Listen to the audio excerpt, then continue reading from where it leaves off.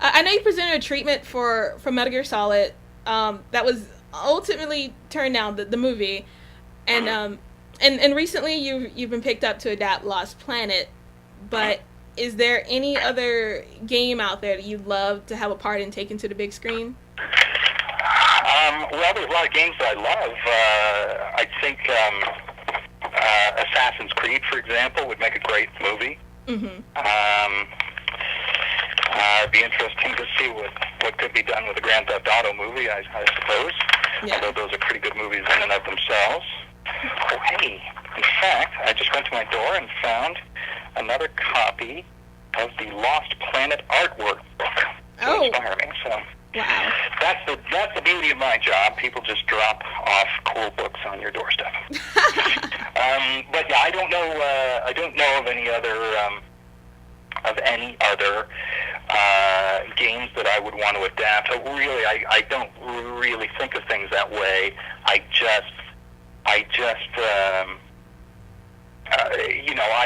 If I do see something that I like, I'll hunt down the rights and figure out who's got it, and then see if we can turn it into a project. But for the most part, I'm pretty busy. I'm sort of booked up a couple years in advance, and so it's usually the other way around. When somebody has the rights to something, they'll call me up and ask me to come in, and then if I'm interested, we'll discuss setting it up.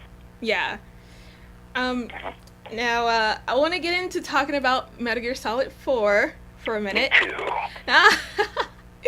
Oh gosh. Now for my own perverse curiosity, collectively, how many hours of coughing, hacking, and gagging do you think you did for that game? I don't know. It was absolutely brutal. I literally just last night played through the part where he goes through the microwaves. Yeah.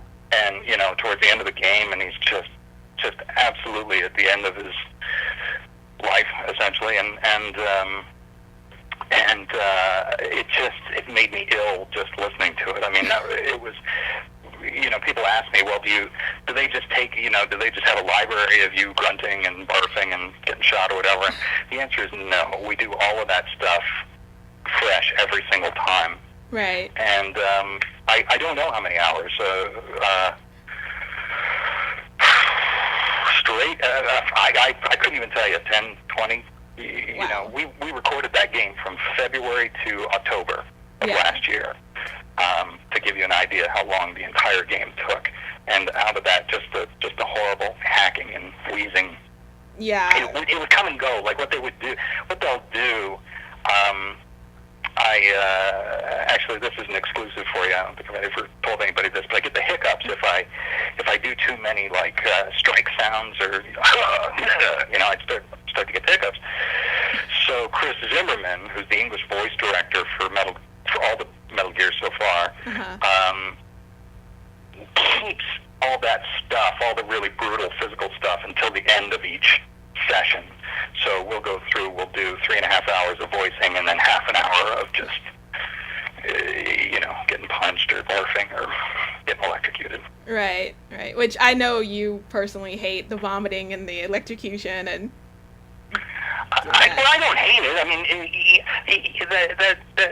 that's not true. I appreciate it because I feel like some of the great heroes that I loved when I was growing up, like Harrison Ford, for example, or Mel Gibson in the Lethal Weapon movies. These guys knew that it's not about being tough per se.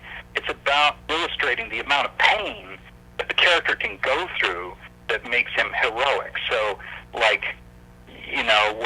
Schwarzenegger was sort of an action hero who was Teflon, people, things couldn't really seem to hurt him.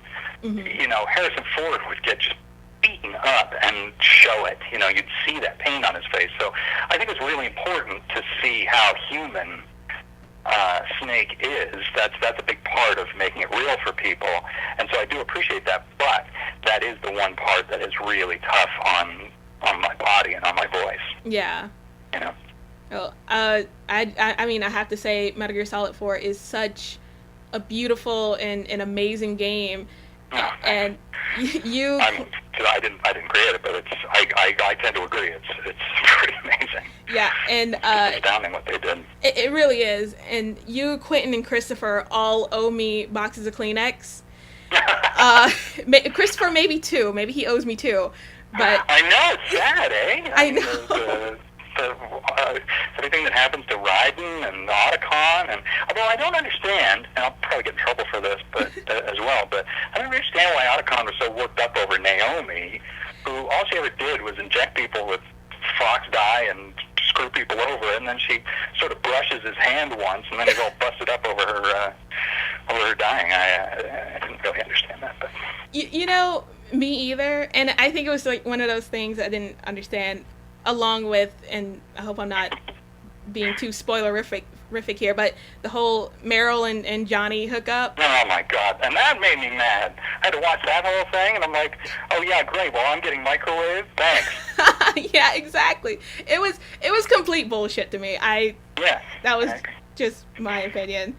So I'm happy you agree. I'm very happy you agree, because for a minute I thought it was only me, because people were kind of embracing it, and I'm like, what are you doing? This isn't right, you know? Well, I mean, it is funny, and that this guy with the chronic diarrhea has been around for all this time, and he, ends up falling for Meryl. But the fact that she would throw me over for him is a little shallow, I think. But yeah.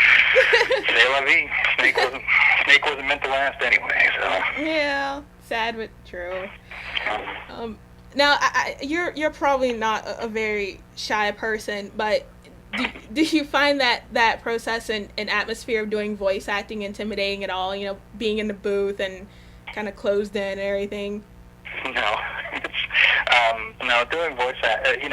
When you do a movie, like a live action movie, that doesn't intimidate me either, but that can be more intimidating for people because you've got hundreds of people watching you. You have to step into the lights. Everything's focused on you, and you really have to carry it off. And anything you screw up is going to cost them tens of thousands of dollars in reset time. But voiceovers, doing voiceovers is a great job. I mean, you go into the booth, everybody's really nice, with very few exceptions, and especially doing Metal Gear, I've just known all these people for 10 years, and we just have a great time. So, no, there's no...